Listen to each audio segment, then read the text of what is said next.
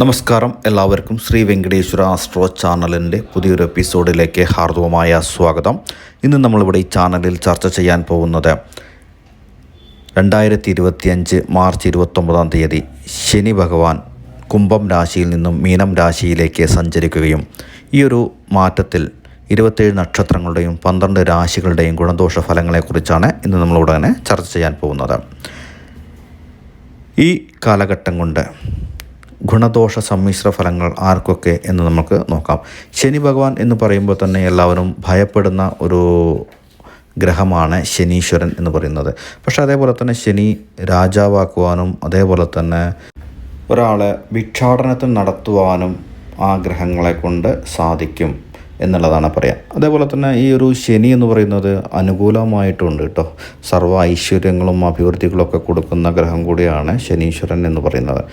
മിക്ക ആളുകളും ശനീശ്വരൻ്റെ നെഗറ്റീവ് മാത്രമാണ് പറഞ്ഞു നടക്കാറുള്ളത്.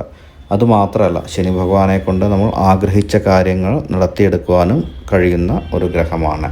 ജാതകത്തിൽ ശനി എന്ന് പറയുന്ന ഗ്രഹം നല്ല സ്ഥാനത്താണ് എങ്കിൽ ആ ശനി നിങ്ങൾക്ക് അനുകൂലമായ പലവിധ സൗഭാഗ്യങ്ങളും കൊണ്ടുവന്ന് തരുന്നതായിരിക്കും എന്നുള്ളതാണ് എടുത്തു പറയേണ്ടതായ മറ്റൊരു കാര്യങ്ങൾ.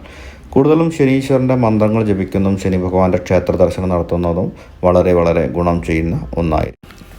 അടുത്ത് നമുക്ക് പറയാനുള്ളത് ഇടവക്കൂറുകാരെ കുറിച്ചാണ്. ഇടവക്കൂറുകാർക്ക് ശനി മാറ്റം 11ാം ഭാവത്തിൽ നിൽക്കുന്ന ഒരു കാലഘട്ടമാണ് ഈ ഒരു 2.5 വർഷക്കാലം എന്ന് പറയാം. ഈ ഒരു കാലഘട്ടത്തിൽ പൊതുവെ അനുകൂലമായുള്ള ഒരു സമയമാണ്. ശനീശ്വര ഭഗവാന്റെ സർവ്വ ഐശ്വര്യങ്ങളും നിങ്ങൾക്ക് ലഭിക്കുന്ന ഒരു കാലഘട്ടമായിരിക്കും. ഗുണഫലങ്ങൾ കൂടുന്ന ഒരു സമയമാണെന്ന് എടുത്തു പറയാം. ധനപരമായുള്ള പ്രശ്നങ്ങൾ പരിഹരിക്കാവുന്ന ഒരു കാലഘട്ടമായിരിക്കും. പണം സ്ഥിരമായി കയ്യിൽ നിൽക്കുകയും പുതിയ ബിസിനസ് തുടങ്ങുകയും അതിലൂടെ വിജയങ്ങൾ കണ്ടെത്തുകയും ചെയ്യുന്ന ഒരു കാലഘട്ടമായിരിക്കും. കൂട്ടു ബിസിനസ് ചെയ്യുന്നവർക്കും വളരെ അനുകൂലമായ ഒരു കാലഘട്ടമായിരിക്കും എന്നാണ് പറയുക. അതേപോലെ തന്നെ പറയുകയാണെന്നുവെച്ചെങ്കിൽ മനസ്സമാധാനം കൂടുന്ന ഒരു കാലഘട്ടമാണ് എന്ന് പറയുന്നു. മനസ്സിന് സമാധാനവും സന്തോഷവും കുടുംബത്തോടു കൂടിയിട്ട് ഐക്യതയും എല്ലാം ഉണ്ടാകുന്ന ഒരു കാലഘട്ടമായിരിക്കും. ദേഷ്യം മുൻകോപങ്ങൾ കുറയ്ക്കേണ്ടതായിട്ട് പറയുന്നു. നിങ്ങൾ മനസ്സിൽ ആഗ്രഹിച്ച പല കാര്യങ്ങളും നേടിയെടുക്കുവാൻ ഈ ഒരു വർഷം നിങ്ങളെക്കൊണ്ട് കഴിയും എന്നുള്ളതാണ് പറയുക. ഒരു കാര്യത്തിന് പുറപ്പെട്ടാൽ പിന്മാറാൻ കഴിയില്ല. അത് വിജയം കണ്ടെത്തുന്നതുവരേക്കും നിങ്ങൾ പരിശ്രമിക്കുകയും ചെയ്യും.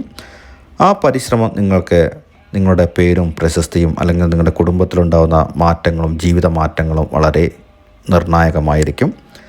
രോഗങ്ങളിൽ നിന്നും മുക്തി നേടുന്ന ഒരു കാലഘട്ടമാണ്. ഔഷധ സേവ വേണ്ടി വരുന്നതായിരിക്കും. സന്താനങ്ങളാൽ പേരും പ്രശസ്തിയും ഉണ്ടാകുന്ന ഒരു കാലഘട്ടമാണ്.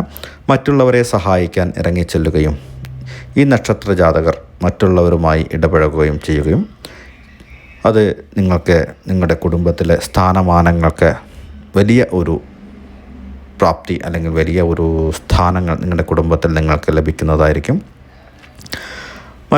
അതേപോലെ തന്നെ പെട്ടെന്ന് അല്ലെങ്കിൽ ഒരു പ്രണയത്തിലാവുകയും മറ്റുള്ളവരുടെ സ്നേഹം ഇഷ്ടവും പിടിച്ചടക്കുകയും ചെയ്യുന്ന ഒരു കാലഘട്ടമാണ്. ദാമ്പത്യ പ്രശ്നങ്ങൾ പരിഹരിക്കുന്നതായിരിക്കും. പുതിയ വിവാഹം കഴിഞ്ഞ ദമ്പതികൾക്ക് സന്താനം ജനനത്തിനുള്ള അനുകൂലമായ ഒരു സമയമാണ്.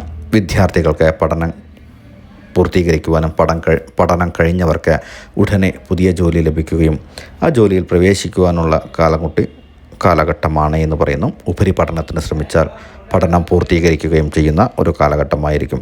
വിവാഹ തടസ്സം മാറി വിവാഹ മംഗളകർമ്മങ്ങൾ വീട്ടിൽ നടക്കുകയും ചെയ്യും. തൊഴിൽ ഉണ്ടായിരുന്ന പ്രശ്നങ്ങൾ പരിഹരിക്കുകയും ധനപരമായുള്ള പ്രശ്നങ്ങൾക്ക് ഉടനടി പരിഹാരം ലഭിക്കുകയും ചെയ്യുന്ന ഒരു കാലഘട്ടമാണ്. ലോണുകൾ അടച്ച് തീർക്കുവാൻ നിങ്ങളുടെ തൊഴിൽ നിങ്ങൾക്ക് അത്രയ്ക്കും അനുകൂലമായി കൊണ്ടുവന്ന് തരും എന്നുള്ളതാണ് നമുക്ക് എടുത്തു പറയേണ്ടതായ മറ്റൊരു കാര്യം. ഇതിലൊന്ന് എന്ന് പറയുന്നത് എന്താണെന്ന് വെച്ച് കഴിഞ്ഞാൽ, വ്യാഴൻ നിങ്ങളുടെ ജന്മക്കൂറ് അല്ലെങ്കിൽ ജന്മരാശിയിൽ നിൽക്കുന്നതും 11ാം ഭാവത്തെങ്കിൽ ശനി നിൽക്കുന്നതും വളരെ അനുകൂലമായൊരു കാലഘട്ടമാണ് എന്ന് പറയുന്നു. അതേപോലെ തന്നെ അടുത്തുള്ള ക്ഷേത്രങ്ങൾ ശനീശ്വര ക്ഷേത്രത്തിലോ അയ്യപ്പ ക്ഷേത്രത്തിലോ ദർശനം നടത്തി നീലാഞ്ജനം, എള്ളുതിരി, പുഷ്പാഞ്ജലി എന്നീ വഴിപാടുകൾ ചെയ്യുക. ഭാഗ്യസുക്തം, പുഷ്പാഞ്ജലി എന്നീ വഴിപാടുകൾ ചെയ്യുന്നതും നിങ്ങളുടെ ദേശത്തെ പരദേവതയെ അല്ലെങ്കിൽ കുലദേവതയെയും നിത്യം വന്ദിച്ച് വിളക്ക് കൊളുത്തി പ്രാർത്ഥിക്കുകയും ചെയ്താൽ ദൈവാധീനം കൂടുകയും അതിലൂടെ തന്നെ നിങ്ങൾക്ക് ദോഷത്തിൻ്റെ ശക്തി കുറയുകയും ചെയ്യും എന്നുള്ളതാണ് പറയുക. സർവ്വ അഭിഷ്ടങ്ങളെയും നിങ്ങൾക്ക് സാധിപ്പിച്ചു കൊടുക്കും എന്നുള്ളതാണ് പറയുക. നിങ്ങൾക്ക് കഴിയുമെങ്കിൽ തിരുപ്പതി ക്ഷേത്ര ദർശനം നടത്തുന്നതും വളരെ കാഠിന്യത്തെ കുറച്ച് നിങ്ങൾക്ക് പേരും പ്രശസ്തിയും അതേപോലെ തന്നെ നിങ്ങളുടെ ജീവിതത്തിലുണ്ടാകുന്ന സർവ്വ മാറ്റങ്ങൾക്കും ഒരു തുടക്കമാകും എന്നുള്ളതാണ് എടുത്തു പറയേണ്ടതായ മറ്റൊരു കാര്യങ്ങൾ. കൂടുതലായിട്ട് നമുക്ക് പറയുകയാണെങ്കിൽ തന്നെ വളരെ വളരെ വളരെ അനുകൂലമായ എല്ലാ പ്രയാസങ്ങളും മാറിക്കിട്ടുന്ന ഒരു സമയമാണ്. കേസ് ജയിക്കുക, അതേപോലെ തന്നെ കാർഷിക മേഖലയുള്ളവർക്ക് ഗുണങ്ങൾ, കലാമേഖലയുള്ളവർക്ക് വളരെ അനുകൂലമായ സമയങ്ങൾ, വിവാഹം കഴിയാത്തവർക്ക്, തടസ്സങ്ങളായിട്ട് നീണ്ടുപോയവർക്ക് വിവാഹം ഉടനെ നടക്കുന്ന ഒരു കാലഘട്ടമായിരിക്കും എന്നുള്ളതാണ് എടുത്തു പറയേണ്ടതായ മറ്റൊരു കാര്യം. വളരെ അനുകൂലമാണ് എന്ന് എടുത്തു പറയുന്നു. നന്ദി, നമസ്കാരം.